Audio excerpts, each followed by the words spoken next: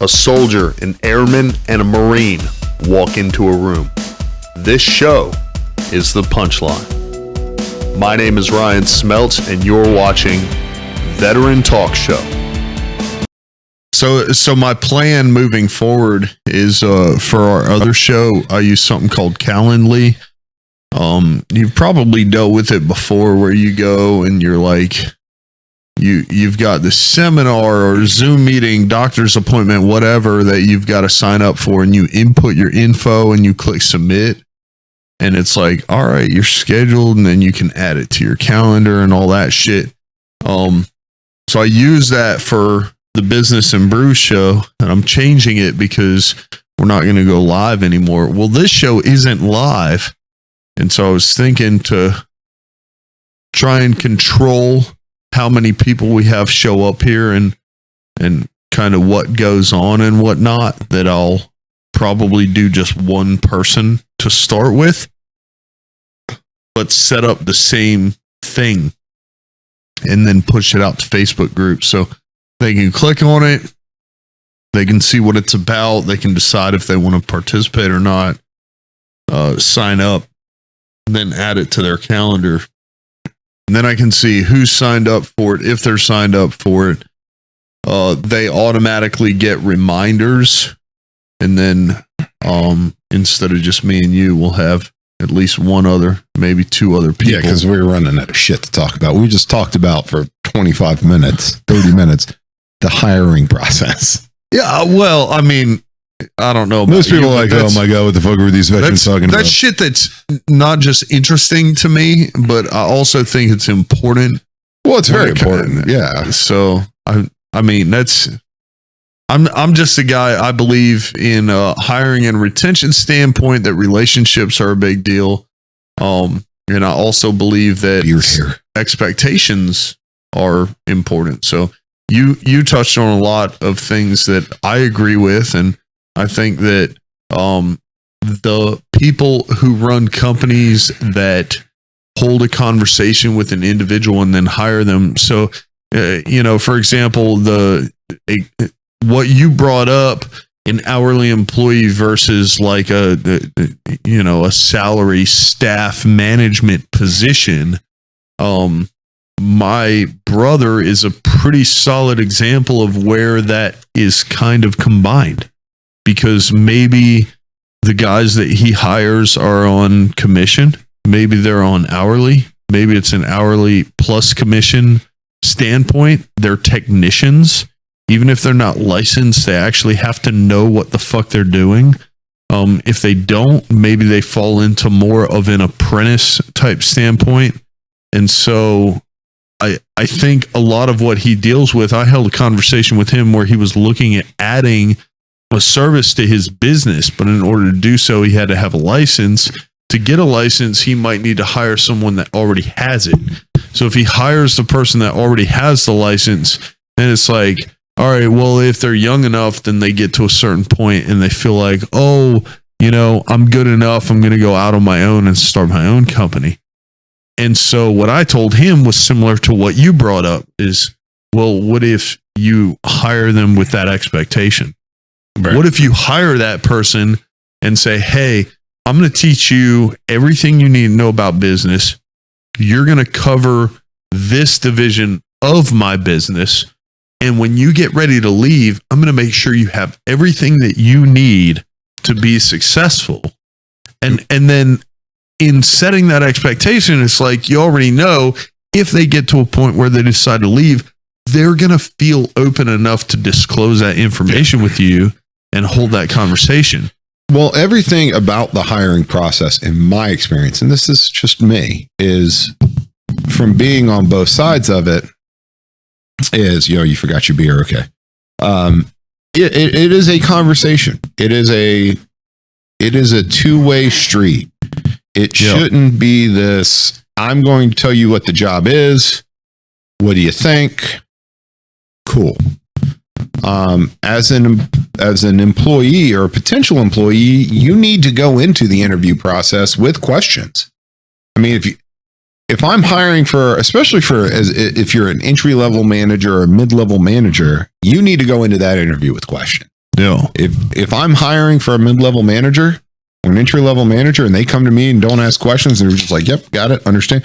I'm like, they're looking at dollar signs. Yeah. And maybe not something necessarily I need for my organization. And that's a big red flag for me if I'm hiring the management side. Now, if it's in an hourly position, entry-level position or hourly or whatever, okay, maybe not such a big red flag. But if you're a manager and you're coming in as interviewing for any type of management position, you're not coming to me and asking me questions. My first red flag in my mind is that you're not an analytical thinker. Yeah. Because you're not trying to think about different viewpoints and different situations. Yeah. You're trying to see the world as black and white. Yeah. And as a manager, you need to be able to be abstract in your thought. Yeah. And people who ask questions are going to be more abstract. They're going to say, well, what about this? Yeah. Or what if this happens? Or what would you expect of me in this situation? But asking questions is a big deal. It as the interviewee, it shows that, hey, I'm thinking about things that maybe you guys want me to be thinking about. And it lets you know my thought process. No. Is this a thought process that's in line with what you guys are looking for as a company or as an organization? No. As an interviewer, it lets me see kind of how your mind works. It lets me see, what are you thinking about? What are your important values to this organization? Like, what do you value in your work? By asking those questions. Okay, he's driving towards a solution, and instead of dollar figures. And I would rather, in this organization, would rather do solutions than dollar figures. If we can find solutions, the dollar figures will come. So it's all, but that, that's based on the organization. Yeah. And what that organization is looking for. Yeah. I mean, I think stuff like that is important. And I mean, that's why we talked about it for so long, because I'm a sales guy. So at the end of the day, I do care about numbers, but I also care about performance. So if I interview with a company and they say, well, we're going to pay you nothing to do your job, but what you earn is going to be based off of your performance. So that's a full commission sales job. So it's like, all right, at that point, as an interviewee, I'm going to care more about the training, tools, and support that they offer than I am the pay, because I'm like, all right, basically what they just told me is the commission uncapped. Yeah. All right. So I can earn as much as I want based off of how many deals that I close. But if I come in here and they don't teach me any product knowledge, they don't teach me their system, because I have plenty of systems. I have a whole fucking bookshelf full of Tom Hopkins, Robert Kiyosaki, and Tony Robbins books that I can read, but it's not going to do me any good if they have a proven system that they use to apply to their product. And then at the end of the day, I come in and they're like, and I've met people like this. I met this dude in Pittsburgh that sold the plastic things that go on the top of canned 6-packs with handles. And from the looks of it, they paid for his hotel room, they paid for his travel, they paid for his gas. What they didn't do is they didn't provide him with any product knowledge. They didn't provide him with any training. Yeah. Because I was going in there, I was selling a different product, but we were still going B2B. And we went into the brewery. We were meeting with the decision maker. And when my partner went in and started the conversation, this dude came out. We talked to him. And I was like, man, so it seems like in a position where the company is going to offer you money and compensation for your troubles, they're not going to offer the training and support and tools that you need. So it's almost like a give and take relationship, so to speak. They're going to offer you money for troubles, but they're not going to try and prevent you from having trouble. Yeah. That's essentially what it is. So this is the analogy. The analogy, the greatest analogy I ever heard was two guys standing on a riverbank. They look out into the river and there's a young child in the middle of the river drowning. They both run out and save the child. As they bring that child back to the riverbank, they turn around. There's another child just where they were drowning again. So they run back out, save that child. They bring that child back to the riverbank. Then there's a third child just where they were again. Third time in a row. One guy goes out and turns around and sees his buddy walking off. He says, "Hey, aren't you going to help me save this kid?" And he goes, "You save the kid. I'm going to go figure out what the fuck is going on upriver to keep having these kids come down here." So they're not doing anything to prevent the problem. Yeah. They're just letting the problem keep going. Yeah. You know, and that's part of going out and finding, you know, and looking for a job it's not just dollars and cents. It is investigating. It's trying to figure out what's happening. Yeah. Like, yeah, you're going to pay me all of this money, but you were mentioning, you know, getting paid all of this and taking care, and, you know, being 100% commission and being based off of the work you do. If someone tells me that, it's like, I'm going to pay you 100% off of the work you do. My response to that is, what are your metrics? Yeah. Give me specifics. What happens what is your bare minimum? What is your maximum? And what if I exceed? Yeah. What do we do then? Like, if you can't answer those questions. And that's important, because there's guys in car sales who hit the maximum and they exceed, and they don't get paid any more for it. They get no recognition for going above and beyond, but they get every recognition for going into a sales position and they're telling you it's 100% commission off of X, Y, and Z. You need to get specifics on what X, Y, and Z are.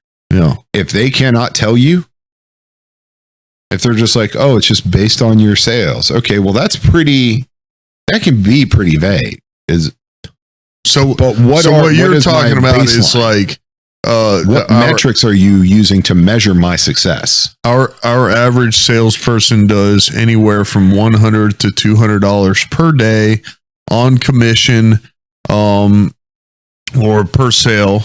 So say he does $100 per sale and then make 1 to 2 sales per day. He works 5 days per week. You can make anywhere from $500 to $1,000 per week starting. That's during the training period. The training period is 1 month to 3 months long, depending on X, Y, and Z. Once you master the system, then you make anywhere from $1,000 to $2,000 per week in sales, as long as you meet the minimum requirements of 2 sales per day as you build up your pipeline. So that's something you're kind of talking about, metrics. Yeah, I would be looking for specifics. Like, okay, what are your top 3% commission payouts? What do they look like? Who are they? First off, who are they and what are they doing? Yeah. What metrics are you using to measure your entire company? Is it just sales? Yeah. Or are there intangibles that go along with it? Building up relationships? Is it keeping current customers happy? Like, what are your metrics? What are you measuring? If a company can't tell me what their metrics are, it's not a company I'm going to go work for. If they can't if I ask them a specific, yeah, if I ask them specific questions and they can't answer them, at that point I'm walking away. No, because I'm like, okay, you are just literally using me to fill a seat. No, this is not a clearly defined job within your organization. This is very general. This is the amount of people I am allotted in my head count, and I need to fill it. Well, even then, I feel like someone who can't answer questions on metrics, if they're not the person that has their ear to the ground on those numbers, then why weren't they kept in the loop? No. And this is going to be your boss. Like, if they're not kept if they can't answer those, I mean, So what other key KPIs are there? Key performance indicators are there that you use to measure success in this job, other than the amount of sales you're doing and the amount of the size of my paycheck? What else are you doing to maybe, are there other bonuses? Are there other things that I have in my tool belt that I can use? And if you ask that as the interviewee and the company can't tell you, probably not a company, for me, if it were me, not a company I'd go work for. Yeah. But I don't work in sales. Well, and I hate sales. And I hate sales for that reason, is because sales can be so ambiguous. I mean, it's abusive. It can be abusive. It can be very vague, and it can be very lean. Like, granted, if you do it very well, or you work for a company that does it very well, you can be as fat as you want. Yeah. But you got to understand that fat time isn't always going to be there, and there are going to be lean times. Yeah. So it just depends. I know. I follow a guy that his entire company is based off sales. He's a typical Grant Cardone style. Grew up, went to prison, got out, realized he was responsible for his own decisions, turned his life around. Just sold a Lamborghini and a watch worth like 10 grand. And then there's me. I follow people like that. I follow people like Tom Hopkins. I want to get involved in real estate. I want to be more of like a property owner than like any type of agent or anything like that. Why do you want to be a property owner? So other than the property that you live on, the same reason that I want to that I own stocks, is that the stocks that I own and my strategy right now is dividends. So I collect revenue based off of those stocks. Off a dividend. So your revenue stream is the dividend. Yeah. So the same reason that I mean, it's just creating revenue streams. So I take my business, and the books that we handle on a regular basis come from that nonprofit. So it's really just figuring out how to sell them. I took them. I went to Amazon.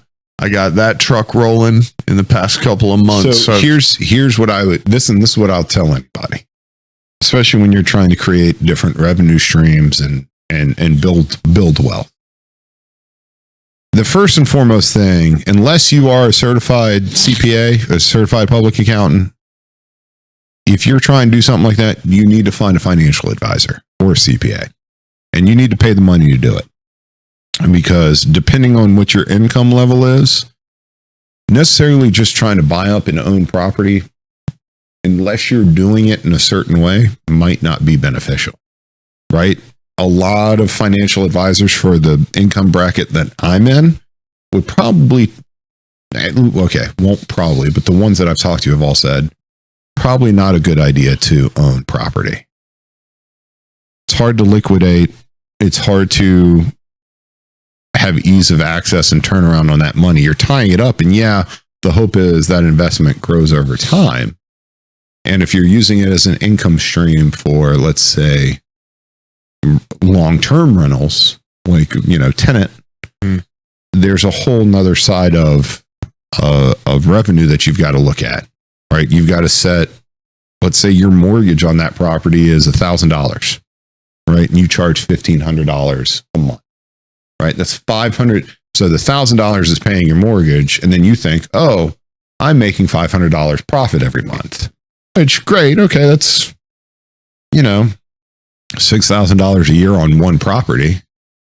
All right, but what happens when your water heater goes out, or there's some kind of incident? As the property manager, you have to be the one that fixes that. So are you saving, and how are you saving?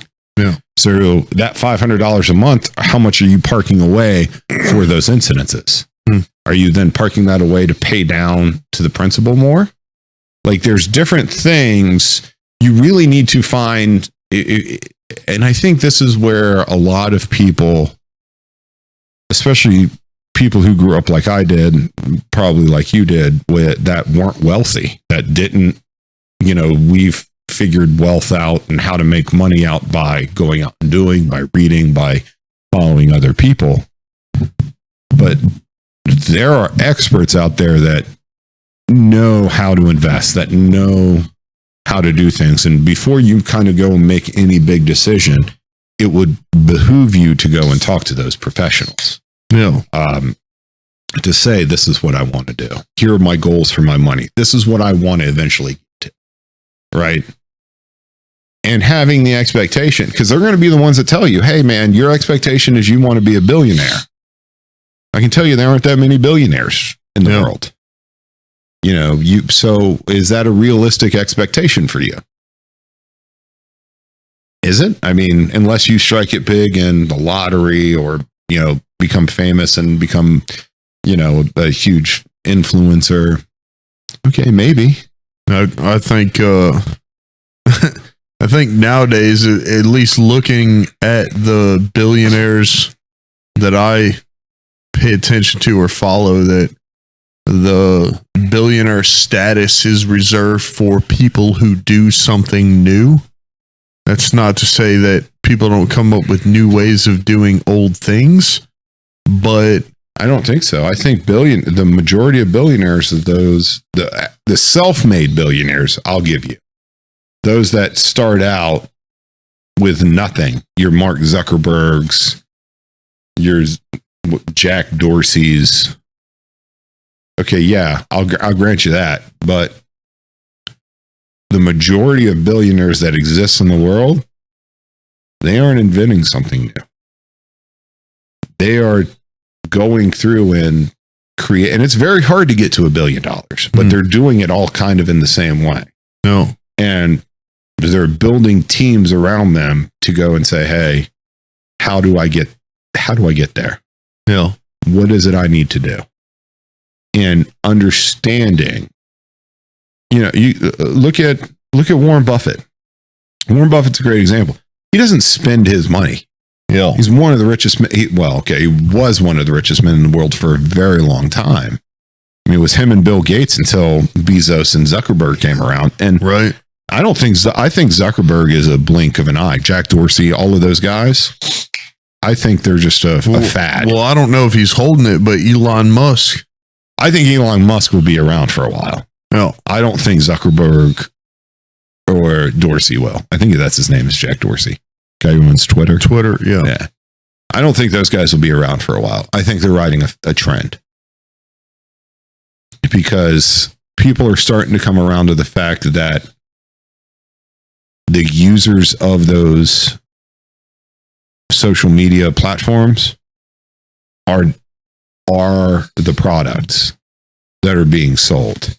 People are starting to come around to that idea that they aren't the ones using a product, that they are the products being sold. And that's how these guys are making money. And to a lot of people, from what I understand, that pisses a lot of people. It's one of the reasons I don't use Facebook or Twitter. Yeah. It's why I don't have a hashtag. It's why I don't do any of that, because I'm not a fucking product. I'm a person. Go fuck yourself. And I don't give a shit about influencers.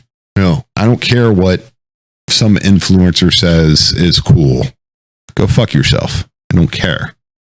I'm going to live my life the way I want. No. That's me.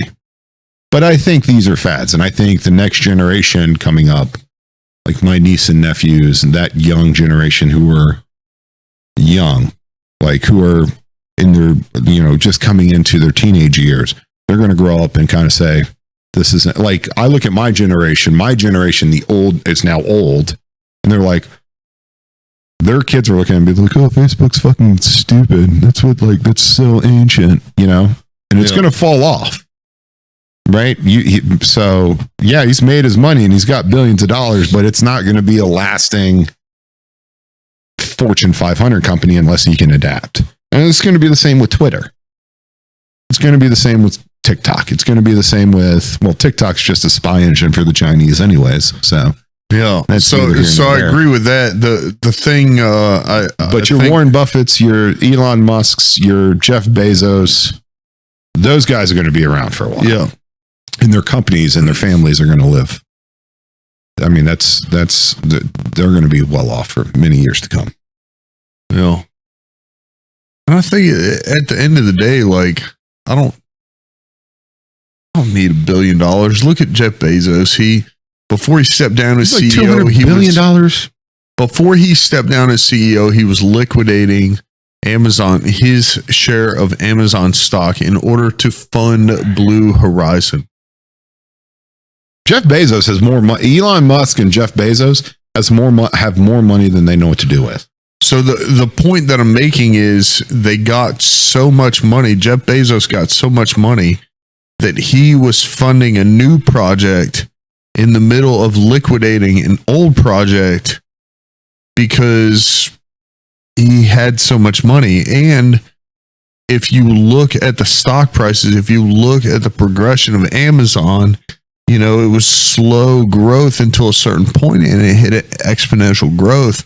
So I don't, like, personally, I don't need to be at that point, but I think I just want, as an individual, the same thing that everyone wants, and that's that freedom of time, freedom of space, you know, the ability to say, today I'm not going to go to work.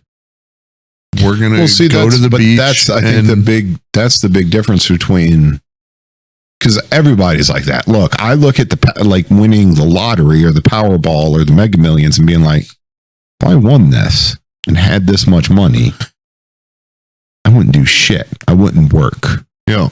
I would just retire and live and enjoy life. And I think that's 95% of the people. Whereas you look at the Elon Musks and the Jeff Bezoses, and those mentalities are completely opposite. It's like they feed off of the work. I mean, I was listening to Joe Rogan when Elon Musk was on there. He's like, Elon Musk was like, I get 6 hours of sleep on a good night. Yeah. Like, that's my average. Yeah. 6 hours. I know people who are like, oh, fuck, if I get less than 7 hours, I can't function. Yeah. Right. And he's not waking up and saying, oh, I'm not going to fucking work, or I'm not going to do this, that, or the other. I mean, that's what makes those guys successful. Yeah. Is that they're just like, they have found their niche in what they love to do, and they are rolling up their sleeves and they are getting it done. Well, just through sheer will and know-how and acceptance of failure.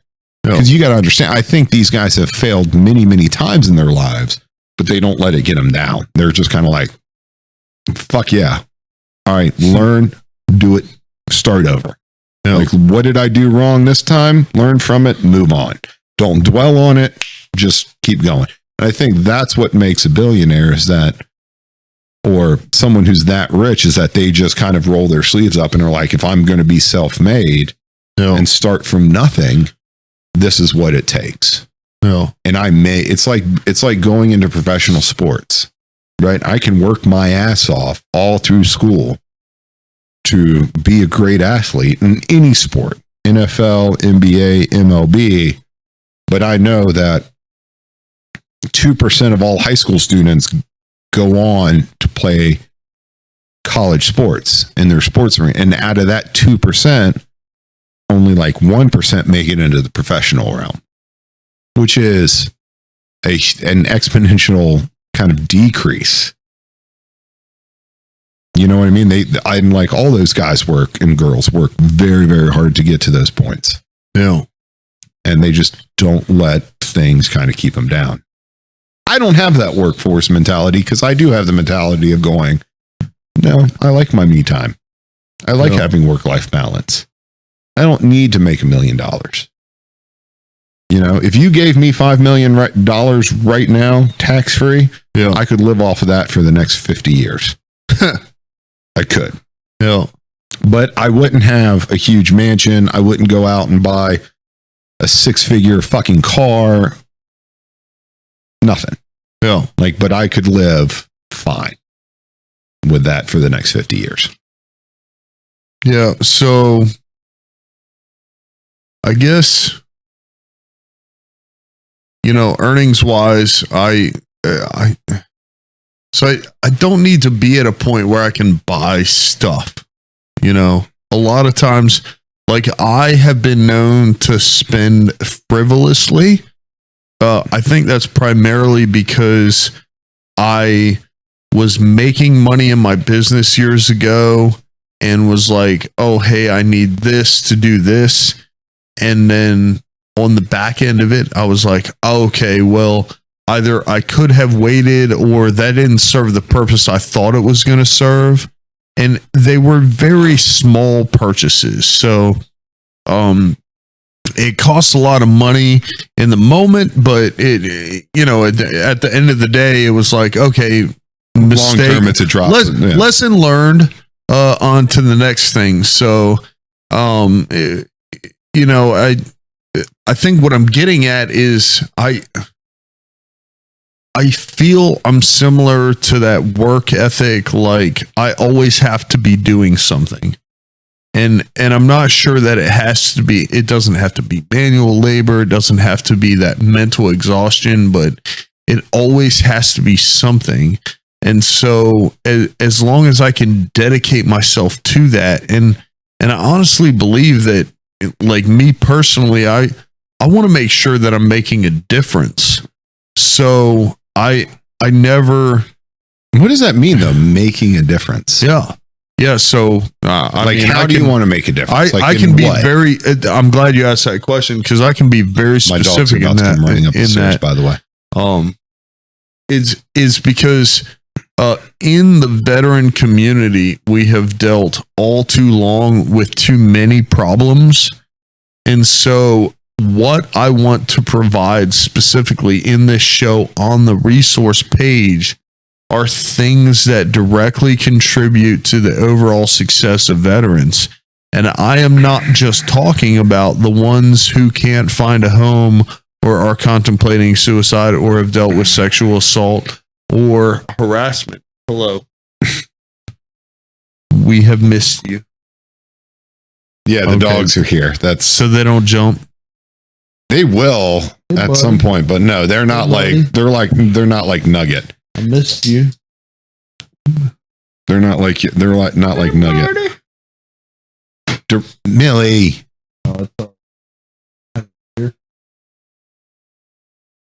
They are. Yeah, they just got home from dog church. Yay, dog church. Dog church. Hey, booba.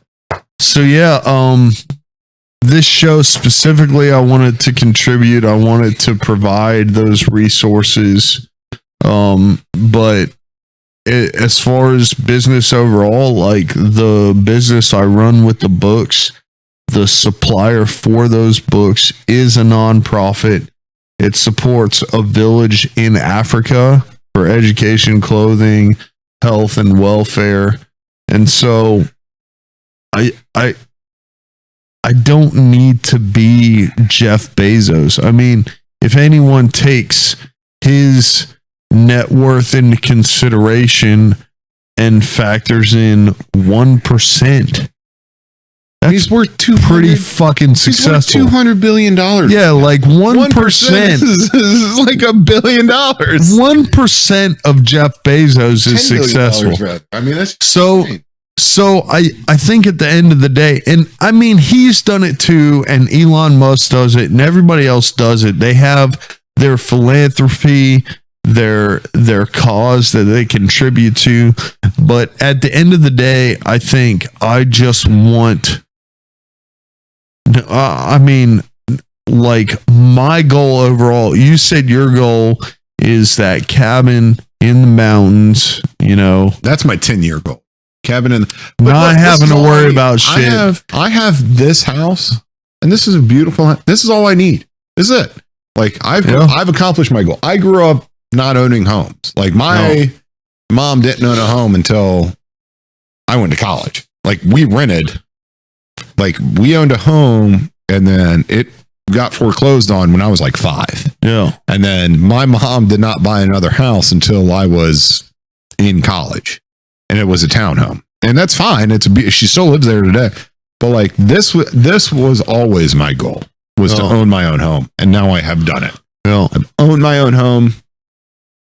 Now that I've accomplished it, I'm still young enough. I'm like, okay, in 10 years, I can still have this and still buy mountain property. Yeah. But even if that doesn't happen, I still have this. This is mine. This is my house. I love it. And the dogs love it. Yeah. I think that's important. I mean, Millie, no. She so I grew up, I mean, we owned a home. Usually just had one. Yeah. So me being able to pull that off, but I think it's really big. Like years ago, I was referred to by a girl that held like a seminar as a serial entrepreneur. There's nothing wrong with being a serial. And I don't know if I would use that term because I feel like there's a certain level of success associated with that. So absolutely not. So Gary Vaynerchuk, he owns VaynerX, he owns VaynerMedia, he owns the Sasha Group. But either way, I mean, if you take a look at him, he is worth $160 million, something like that. It's like, if you compare that to the rest of the world, Gary Vaynerchuk is extremely popular. In comparison to the people who are worth anything in the world, he's not worth shit. Yeah. So it's like, I don't think I care as much about the net worth and that level of success as I do the contribution back to society, the ability to know that, you know, when my nephews decide to go to college, I just fucking pay for it. See, I just write the check. Is, you know, this is going to sound really selfish. People are going to be like, oh, you're a fucking asshole for saying that. Fuck them. I feel like I don't really care to give back to society in general. Sure. I feel like that for me is kind of like just something people do to say, hey, look at me, I've done it. Yeah. Me, I'd rather take care of the people that are closest to me, right? Like if my friends come to me and say, I need $1,000 for an emergency. Yeah. Cool. I got you. Yeah. Right. I'm not going to give $1,000 to like a homeless guy on the street. Right. Or to even the veterans organization, not necessarily because I can't really afford to do that, but for someone, and I have a very small group of close friends, and I have and my family group is small. And that's where my loyalties kind of go to. Yeah. I wouldn't do that for someone in society or for a charitable. Now, if I had the money to do it, maybe that's a different story. I'd like to think it is. I'd like to think if I had that kind of money, I would do it, but I don't know. Yeah. Like I've never been in that situation where I'm just like, oh, I have $1,000 to just spend on a charity or whatever. Yeah. But I can tell you this, that if my friends needed it or my family needed it or my mom or my dad or my sister or whoever, like someone who was close to me, I'd be like, without a thought or hesitation, I'd be like, here. Or maybe I don't have $1,000, but this will help. Right. That's me giving back. Like, but to a homeless guy on the street holding up a sign saying we'll work for food, I'm like, yeah, dude, I can't help you. Yeah. And I'm not going to. Like, I mean, I'm not going out of my way to help that person. Does that make sense? Does that make me sound like a dick? No, I don't think so. I think that makes me sound like a dick. No, I disagree, because too many times there's people out there who hold up signs to get shit when they don't necessarily need it, you know? So, you know, I grew up really, really kind of I'm just not saying, well like, off. And if- like my father and my mom taught me is like you've got to go out and work. Yeah. Like no one's going to give you shit in this world. Yeah. You've got to go out and you've got to earn it and you've got to work for it. No. So when I feel like someone is asking me for something just randomly, I'm like, there's some kind of greater con. And maybe that's just me not trusting people, whatever. But like with the people that I'm close to, they would never actually ask me for anything unless it was a dire, like they would come. The small group of people I know I know them well enough that they wouldn't come to me and be like, hey man, I need $1,000 to buy a big screen TV. They'd be like, dude, I need $1,000 in order to keep a roof over my head and food in my belly. No. For a month or 6 months or whatever. It would be a last resort. Yeah. No, I mean, I see where you're coming from at face value. I mean, so I'll give you an example. Back, a couple years ago, there was a buddy of mine. He lost his legs in Afghanistan. We were talking. We actually met through a mutual friend. I hung out with him. He wrote a book. He gave me his book. Then he was like, look, there's this foundation and some friends of mine run it. They're coming to North Carolina. We're going to put on a show. We'd love for you to help. I was like, all right, let me know what you need. This guy, once again, he's Afghanistan veteran, Army, typical, got blown up, lost his legs, got super fucked up. Like, his hands very limited. Wife left him, went through the valley. Now he's kind of cruising on along, so to speak. And I meet this guy. He flies in from Florida, and it's a nonprofit. And he's like, yeah, we're going up here. We're looking at this one spot. They held it up in Butner. I was like, Butner? Up in Butner, North Carolina? Woo! I was like, what the fuck, man? This place is hillbilly central. It's like, Butner. Oh my God. But apparently it was the one place they reached out to where the mayor was like, look, we've got this place. You can use it, whatever. It was even crazier because they were asking me to conduct the live stream. It was so fucking hard, dude. We got up there. There was no internet connection. So we had to How did you do a live stream with no internet connection? Well, the short version is we ended up buying a hotspot that was... That's the short version? That's the short version. I'm sure there's a much more intricate story there. But anyways, that was my, I did the live stream for them, and they were the one dude who was the head, the board of directors, so to speak. He was like, hey, how much do you normally charge for this? And I was like, oh, it depends, but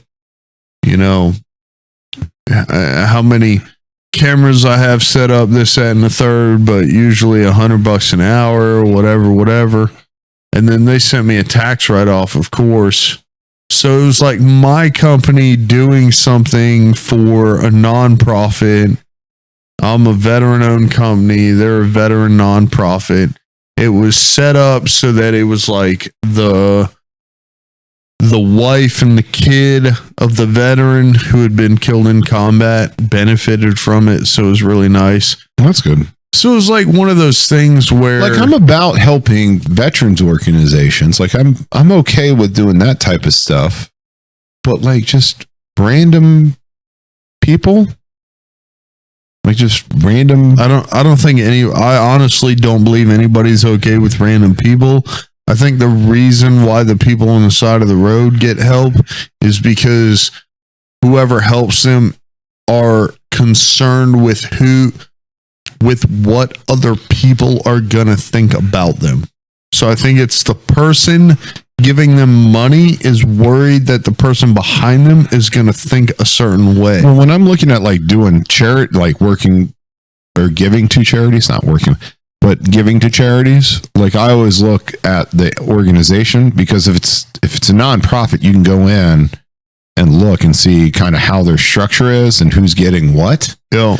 Like Red Cross, for example. I think the CEO of because there is a CEO of Red Cross that gives, like, there's like, they take for every dollar made, their CEO gets like 30 cents. Yeah.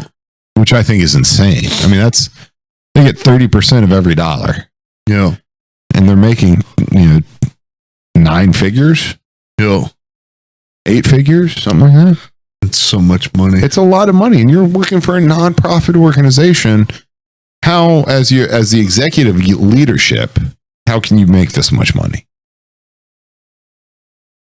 Like that's where, for me, the conflict of interest starts to kind of arise. Like, where is my bottom dollar actually going? Like, if I give $1 thinking this dollar, 90% of this dollar is going to go to the people that the charity I'm giving to actually needs it. That's kind of where my mind is at. Like, if I'm giving $1 and only 60% of that dollar is going to the people that need it, or 40%, because a lot of charities will do less than that. I mean, a lot of charities, the way it all kind of ends up working out is the majority of it goes to the charity itself and not to the end person that it's helping. And that is, look, Wounded Warrior is a great example. Love Wounded Warrior. They do a lot of great for wounded veterans. But if you're going to give $1 to them, the bulk of that dollar goes back into the organization and not to wounded veterans. Yeah.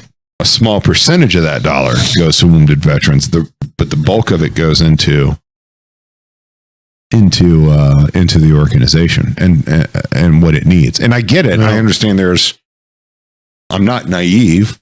Yeah. Like, I understand there's a reason behind that, but still, at the same time, this is my hard-earned dollar, or $10 or whatever. I want to make sure I'm giving it to you so that it goes to the people that needs it. I don't want it to go somewhere else. No.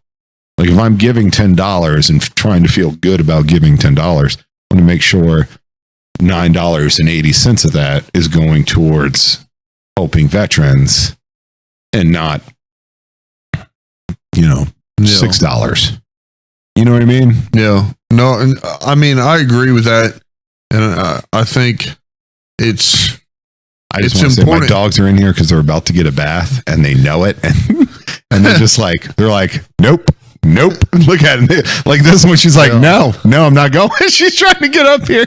How do they just know? Because she turned on the bathroom light where we give them they are absolutely against bath time. They're like, no.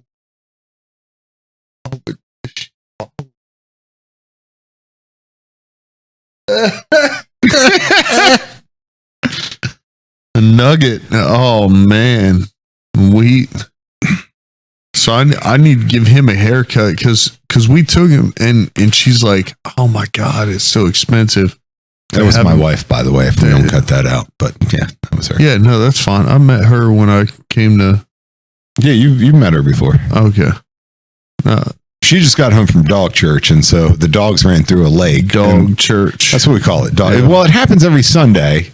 Yeah. And they end up running through like streams and lakes. Yeah. Like, because it's an off-leash kind of like hike. Is it right here? Because I saw you have like a pond. No, it's not. No, it's out in the country. Okay. I don't want to tell where it is. It's up near Bahama. If you know where Bahama is. Yeah, it's like Bahama, but no, it's spelled like Bahama, but it's Bahama. It's Bahama. It's up there. There's a park up there, and they go on there's like 30 people that go on this. When I say 30 people, it's not like enclosed or outside, but it's like a hike. Yeah. It's like a nature hike. Yeah. And everyone brings their dogs, and it's off leash because the park allows it.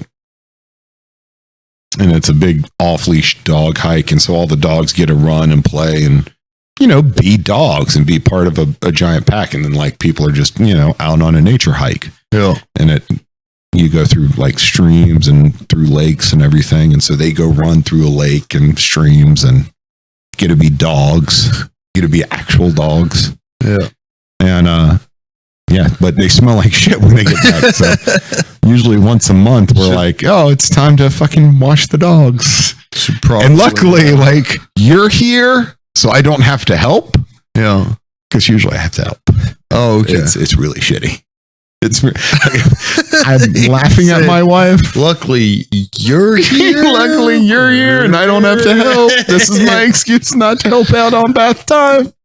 Nugget does not like bath time. The big brown one. So the little black one doesn't have a problem with bath. She just kind of stands there. It's like, okay, this is miserable, but I'll deal with it for the 3 or 4 months because she's old enough. She's been through it. But the big brown one, she's the younger one. She's like, no, fuck you. This is awful. I don't want this. Why are you doing this to me? She doesn't like bath time. It's crazy to me because growing up, like, I feel like our dogs were like, oh my God, bath time. This is the best thing ever. But now, like I had Misty loved bath time because Misty, it was always outdoor because we lived in the country back then. So we would just do it with garden hose and she would just be like, she thought it was a game. And like we were all rubbing on her. I mean, she had the whole pack. Like it was me, my dad, my mom, and my sister. I mean, we were kids, but we would all just like be around the dog and she just loved it. She was like, this is the greatest thing ever. My Bailey was not a fan of it. Bailey was like, no, fuck this. I don't like to be wet at all. I'm strictly an indoor dog because I'm a tiny little Jack Russell and fuck getting wet. Like that was her, like, she's like, no, I don't want to get wet. I don't want to get dirty. No. So why do I need to get wet? Like, why do I need a bath? Like that was her kind of mentality. Millie's just kind of, the little black one that I have, she's just kind of, she's a nihilist is what she is. Like she just doesn't care. She's like, whatever. Like we all die in the end. She's like, I don't give a shit. Seemed like it. Yeah, she's just kind of like, oh no. The big brown one's like, not sure. Not. She doesn't like it. No, not a fan. She's the one who fights the most. Oh. Millie will shake when she's getting wet. Durango likes to be wet, but not in a bathtub. If she's going to be wet, she wants to be like out in a lake or a river. Yeah, where she's like swimming around. No, like if you can find her to a space, she's like, ah! I don't know. It's crazy. So what she sounds like. Durango and so Durango and Millie are like the old 40s Looney Tune mobsters. Which way did he go? Which way did he go? Shut up. You know what I'm talking about? Yeah. That is Millie and Durango. So Millie's like the leader. She's the short, smaller one who's always smacking the big one around, telling him to shut up. Durango's the big dumb one who's just like kind of the muscle, like I don't get okay, George. Which way did he go? Which way did he go? That's the big brown one. I know, right? Yeah. So what do you think of doing it here versus the other house? I mean, I like it. I think there's the cat, by the way. I think I'll post the invite. So it's not something where it's like random ass people. So I'll be able to vet them ahead of time. Yeah, I don't want any crackheads or meth heads in here. Nah, so Irreverent Warriors is run by Russell Oxley. He's a Marine. That's just how those guys are. I think it's just the North Carolina division. So Irreverent Warriors was, I believe, started or funded or something by Donnie O'Malley, the founder of Vet TV. Right. So it's a respectable organization. I mean, the biggest thing is... Well, let's get him on here. Huh? Let's get him on here. I'd love to. Not Donnie O'Malley. I mean, he's not going to pay us any... No. No, I mean, Russell, yeah. I'll ask. See if we can get him up here. I don't know what he does. Yeah, I'll ask. I mean, it's something where it's like I don't know if I can use that group for that, but at the same time, I'll ask. He's in Raleigh. I think his daughter's in the Marines now, so it'd be pretty cool. I'm sorry. Well, the Marine Corps changed a lot since I've been in. We used to call it. Yeah. I'm not going to go there if his daughter's in it because we just. I can't remember what it is, but his daughter's got like a cool fucking name. What the fuck is it? You gonna look it up? Are you gonna Facebook stalk her? My fucking. She's an adult. It's fine now. I'll ask him when he comes on, but I'll ask him. So him and I just rewatched Generation Kill. You ever seen Generation Kill on HBO? We just got HBO Max, and so I'm rewatching a bunch of stuff I used to watch, like and starting new shit, of course. But I was like, "Ooh, Generation Kill," and I was like, "Oh, that's the Marine Corps I know." You've never seen Generation Kill? It is probably, if you're going to join the Marines, that is the show I would tell you to watch. Because for me, that was most like the Marine Corps. Yeah. Yeah. Just the different types of personalities that are in it. Because that focuses on a recon group. Yeah. But like character-wise and personality-wise, that is probably the most accurate you will ever see of what it's like to be in a Marine infantry type unit. Oh. And how they talk, how they act, how they like their thought process, the jokes that they make. Like for me, Generation Kill was Vet TV before, it was the closest thing to Vet TV before Vet TV came out. Because they really kind of go through this like dark humor, politically incorrect type dialogue and mentality that they have. Yeah. And like how they make fun of each other and how they act. Dude, you got to watch it. So it's about the invasion of Iraq. Generation Kill. Generation Kill. I'll look it up. Yeah. It's very like the guy who wrote it was from Rolling Stone.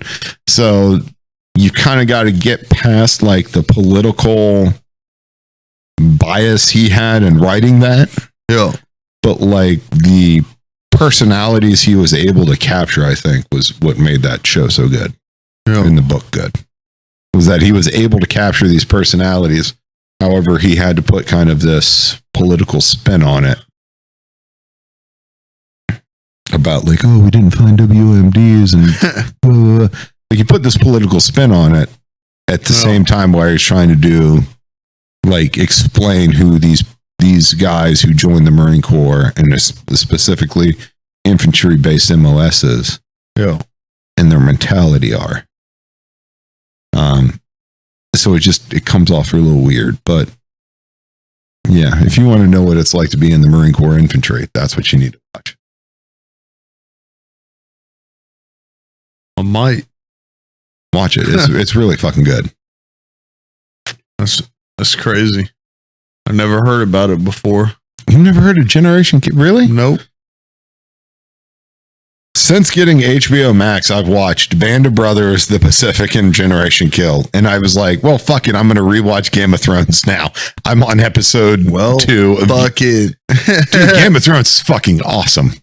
Have you ever seen it? No, I got through half an episode. That's so good. So good. Game of Thrones is do you watch, have you watched Breaking Bad? Yeah, oh yeah. But because I've met some people who I've watched a lot of, so I don't watch a lot of TV, but at the same time I binge when I do watch TV. Like we don't channel surf or anything. No.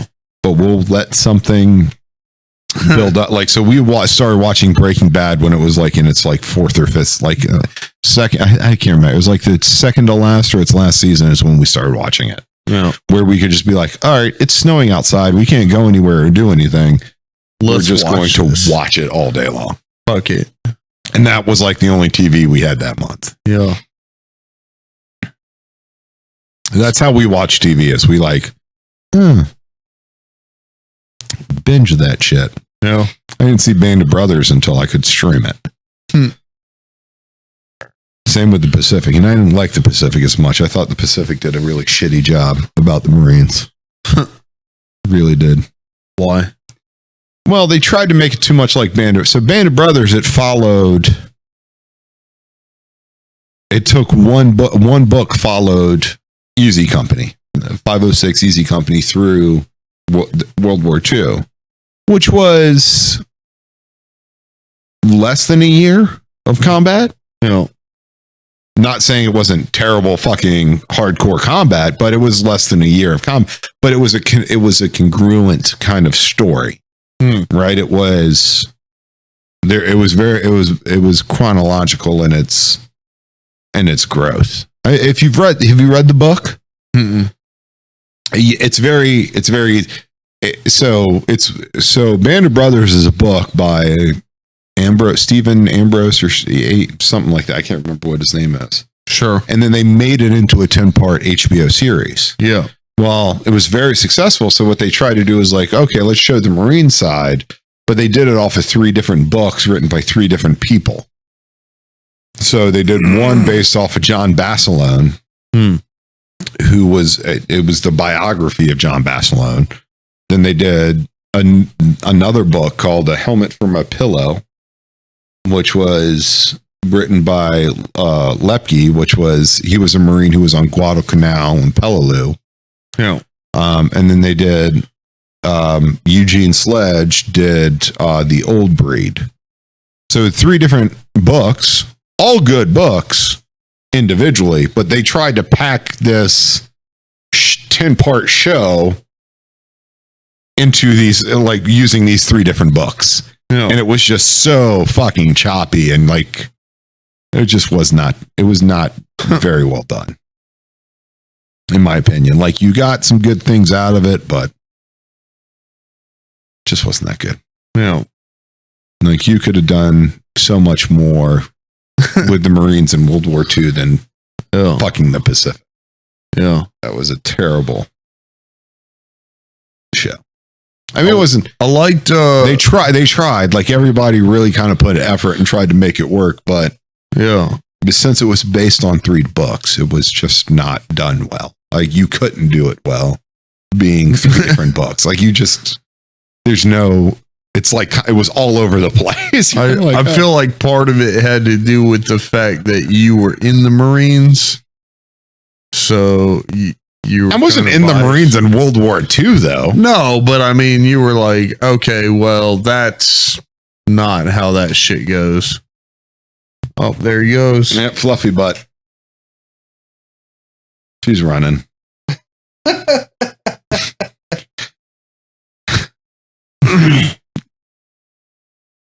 I don't know. Like, I watch modern army movies. And I wouldn't say modern, but I watch. Is there any good modern army movie like Black Hawk Down? Black Hawk Down? Black Hawk Down is a maybe because I watched that for the 5th time inside of the apartment of a Black Hawk pilot, and him and all his Black Hawk pilot friends ruined it for me. Like they were quoting it, or just like they were like, bullshit. No, you had the fucking blah blah blah model, and they were like, no. Oh, so they were putting truth to it. They were like, I'm the same way with like Marine stuff, like local, like new Marine stuff. I'm like, oh, their fucking ribbons are upside down. Like that's. Oh, you're gonna put the Purple Heart under a NAM? What the fuck are you like? I'm critiquing it in that kind of detail. Yeah, it was bad. It was bad. They were like, oh no, the mic model is superior. It's better. I'm going to go get the FM. And then the movie got paused and somebody walked in the back bedroom to get the FM. And I was like, really? I don't know anything about this. The FM for fucking Black Hawk is that thick.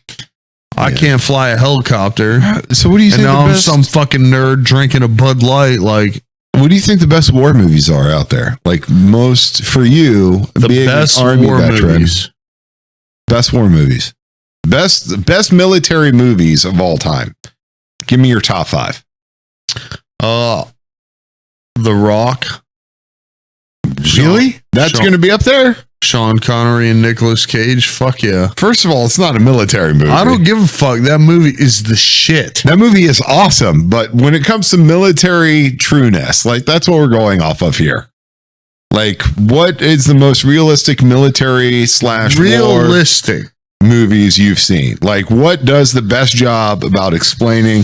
Not the best like action. Look, The Rock was a fucking good movie, and it's not because Nick Cage was But in it's it. not because of Sean realistic. fucking Connery. Yeah, it's not realistic. No, it's not realistic. But what are like the best like war or military or realistic movies that you would say this most closely matches life in the military or life in war zones, life on deployment? What most captures or incorporates military life the best? Forrest Gump.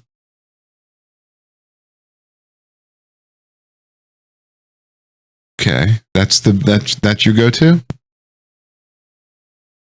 If we're going for most accurate, So I've got a few. Forrest Gump's not on that list. if but we're going for most something accurate, jumped up in Bet May. Oh my god. If we're going for most accurate, I knew a guy who got shot in the ass. I do know a guy who got shot in the ass. If we're And going for when I most saw him, accurate- that's the first thing I said, and he's like, "Fuck you, that fucking shit hurts." Forrest Gump. But such a small chunk of that is military based. Sure. And how many guys do you know won the CMH? I mean, I feel it's not relevant when it comes to practicality. How is it practical? Like the Forrest Gump. Yeah, I want to know. Like Forrest Gump's a great movie, but it's not what I would be like. Oh, that's the movie that most closely matches the military. I'm thinking more along the lines of the stupidity of the military. Like you get served papers to exit the military in the middle of a ping pong game. That's some shit that would happen. That's okay, so you deploy with your best friend. He dies and then you dedicate your life Well, yeah, to but fixing it. yeah, okay, I get that. Like you meet someone in boot camp, you deploy with that That's person. Forrest Gump. Okay, I get that. That's I understand that, but I Yep. don't. I'm gonna have to. So I think there are a lot of good military movies out there that are. I want to hear yours. in depiction of both war and Yeah. military life. I want to hear yours. So I've got 3. This is exciting. That you're ready for my 3. So the first half of Full Metal Jacket. Fuck yeah. That is pretty much what my boot camp life was like. I know a Marine journalist who escorted R. Lee Ermey around, and he R. Lee escorted Ermey. him in to the USO while Marines were watching that movie. And then R. Lee Ermey put on his hat and walked around and started yelling. So R. Lee Ermey was our special. So when you go to the Marine Corps ball, you have a special guest speaker at every Yeah. ball, like the Yeah. battalion pay. So Yeah. my last ball, which I actually took my wife to, our special guest speaker was R. Lee Ermey. Oh, fuck yeah. And that motherfucker, like he dipped out like right after his speech. Like a few people got autographs for it. And I get it. Like I'm not saying like he was like, I need to get the fuck out of here before these Marines maul me. These fucking Marines. Like these crayon eaters I are was about in to like. one movie one time. I was in one movie. And now they want me to talk to them. Yeah, exactly. Like he was like, I need to get the fuck out of this hotel. No, but I mean, he gave very good speech. But the first half of that movie was pretty much what boot camp was like. Yeah. Like that is, if you want to watch what Marine Corps boot camp is like, you need to watch that movie. And this was me, circa 2007. Yeah. know, that's what boot camp was still like in 2000. I don't know if it's still the same, but I'd like to imagine that it is. And I hope that it is. But that was what boot camp was like. I mean, that's what kind of prepared me for boot camp, is that you're being degraded, you're being yelled at, they're putting all sorts of physical and mental stress on you by yelling and screaming at you and calling you every obscenity to see how you react to that situation, because combat is not easy. So that's the first movie, Full Metal Jacket. Second movie for combat realism is going to be Saving Private Ryan. Fuck yeah. Oh, Saving Private Ryan is probably the closest movie to combat I've ever seen. Like, after having gone through combat and going back and watching that movie, I'm like, all right, they capture the sounds and the confusion. They actually play the first 30, 20 minutes or whatever, like the invasion scene, when you're going through the Crucible, they have loudspeakers all throughout the course. So when you're running like courses and they're throwing the arty sims and everything, trying to confuse, they're actually playing those like screams of Saving Private Ryan, where you're hearing the guy holding his intestines going, "Mama, Mama." You remember that scene? Yeah. So they're playing that when you're running through the Crucible. So it kind of is giving you that kind of experience. Like, that is by far the closest combat. Yeah. Because they get the sound right, where it's like this, you hear the hisses and the snaps, and then I guess the third movie, that's going to be tough. Jarhead was pretty close, but written by, someone who would be like me writing a book, like a shitbag who gets out of the Marine Corps, who writes a book. He's not like a fucking stellar Marine. Like, that would be like the book I would write. I mean, you. I was a shitbag, and sure. You say that, but I was a shitbag, dude. I mean, like, you can go poll people I served with, and they'd be like, "Yeah, he's a fucking shitbag." The reason that I disagree with you is because I believe that anyone who didn't become Marine Commandant or the Sergeant Major of the Army is considered a shitbag. And in saying that, it's like it's not that I think that the person who retired is a dirtbag. It's that I think... No, this is going to be bolstered. Like, I'll give you some phone numbers. Like, you can go and like be like, "Hey, I know this guy named Joe. Like, you served with him. What was he like?" He's like, "Oh, great dude. Fucking terrible Marine." Like, it's pretty much an accurate statement. Okay. Well, like, I see where you're coming from, but I just think that the term dirtbag, because in the Army, if you serve a single contract and get out, you're a shitbag. No, I was not. You can run the fastest PT test. I wasn't the greatest PTer. I wasn't the best shot. I wasn't. You can be the best of the best. If you get out of your first contract, you're a piece of shit. Yeah, no, I mean, Army. I can see that being in the Marine Corps, but no, I mean, I was just not, like, I was like halfway, like, by December of 2009. So first of all, before I even went to Afghanistan, I was kind of like, okay, I got Senior Lance Corporal written all over me. Yeah. Like, you ever heard the EAS song? Used to live I'm going to show it to you after all of this. It's a guy put this out when I was in the Marines. Like, I heard this when I was in Iraq, and that became my the DD-214 song. No, this is the EAS song. It was written by a Marine in Iraq the same time. I think it was around the same time we were in Iraq. Okay. And I was like, pretty much this is my life. That became my anthem. Yeah. And like, when you're like, okay, that's my shitbag status. That's where I'm going. Yeah. I served with a bunch of dudes who were not shitbags. And that's the other thing, is I compare myself to people I served with. Because I served with guys who were, in every sense of the word, better Marines, and better, just, they maybe not intellectually as smart as me, but better overall humans as me. Yeah. Not just Marines. Yeah. And that's why I call myself a shitbag. And I was a shitbag. That's why I call my good cookie the Slithering Award, because I was able to get out of a lot Good of shit. cookie. That's how I got that shit. I was like, oh, I slithered out of this. I slithered out of that, because like I was smart enough to work the system to my advantage. But like there were guys I served with that were what you would think of when you think of a Marine. No. Like if you met me in the Marine Corps, you'd be like, you are not what I would think would be a Marine. No. I'd be like, I know. That is a correct and true statement. Whereas there were guys I served with who'd be like, yeah, you're pretty much spot on what a Marine should be. No. And that's what makes me a shitbag. I was a shitbag. Babe, was I a shitbag in the Marine Corps? Thank you. Can I say that louder? Yeah. She got to meet the guys that, like, we met when I was in the Marines.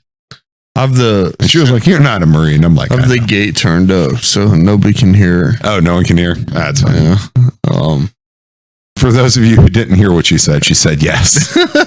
just so you're aware. Oh, I'm very proud of my shitbag status.